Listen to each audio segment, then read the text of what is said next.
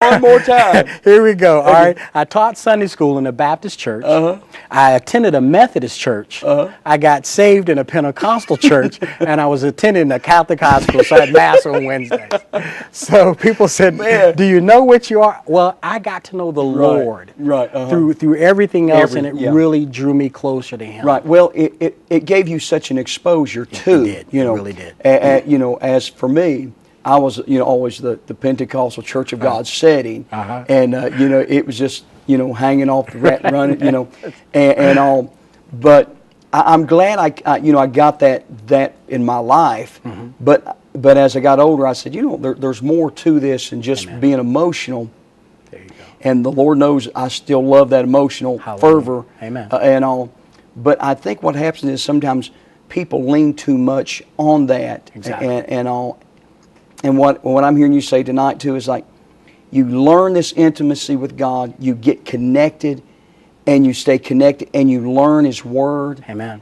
And you get an understanding, and so you can get a real flow in your life. Amen? That's exactly right. Because otherwise, if we don't really get to know the Lord, then that book becomes fairy tales and stories, and it's not real life with real people. But when we get to know Him personally, then that Word becomes alive. Now He's speaking to me, and so that whosoever is me. Right there. And I can receive that. Well, let me ask you this. When you're in college, when did you actually feel the call of God? I mean, you know, as we say, feel the call or hear the voice of God. I know for me, I heard the voice of God at 7 years old. I heard an audible voice. Amen. Praise the Lord.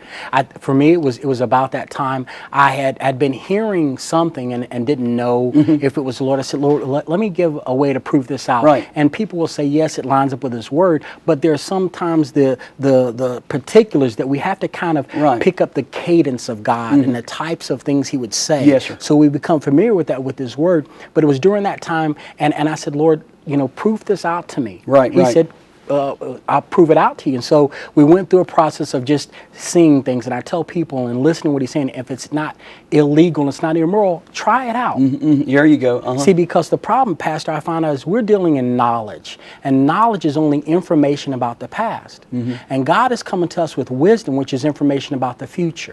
I want you to say that again, because I've never heard anybody say that. Go ahead. We are always constantly dealing in knowledge. Every book in the library is filled with knowledge. It's a book about past information. The Lord is dealing with us about wisdom, which is information about the future. And so whenever He's trying to come and tell us, we say, yeah, look, the Lord last time, but last week, He said, baby, I'm not talking about last time, last week, last month, last year. I'm talking about tomorrow. Praise God. I'm talking about in a few hours from now. And so I want to be in a position where I can just believe God for what He's saying is about to happen. Praise His name. Man, I'll tell you what, is that in the book? Praise God. We're going to be getting that next little. Amen. Praise God. Praise You're just Lord. A wellspring, Pastor. Praise God. Bless the Lord for that, Pastor. And I guess one of the things that I see is that a lot of times as ministry, and I've been guilty of it too, is that you want to run ahead of everybody else. You want to be in the forefront. But I'm learning to just stay back with the people. Amen. And whatever I go through, then I want them to see it, and whatever they're going through, I'm there with them. Amen. And so do you see that kind of an instructional thing there? I do, because I think that when you take a shepherd ought to smell like his sheep. There you go. We ought to be right there with him, you know. I mean, you're hitting the home run every time. Right? When you see Moses, God, and he was their leader, but God had him walking through that desert. He had already walked through it twice. Wow. Lord said, walk through it again with the people. So we ought to be walking with the people. And so they can see that example that's there before them, because, and that's what Jesus did. That was His whole purpose for coming down, to show us how to walk it out. And we need people to say, as a leader, I understand my responsibility is lead by doing, not lead by saying. I know I'm going to preach that Sunday. I'm going to say it. The shepherd needs to smell like the sheep. Hallelujah. Praise God. Amen. Be right there. Amen.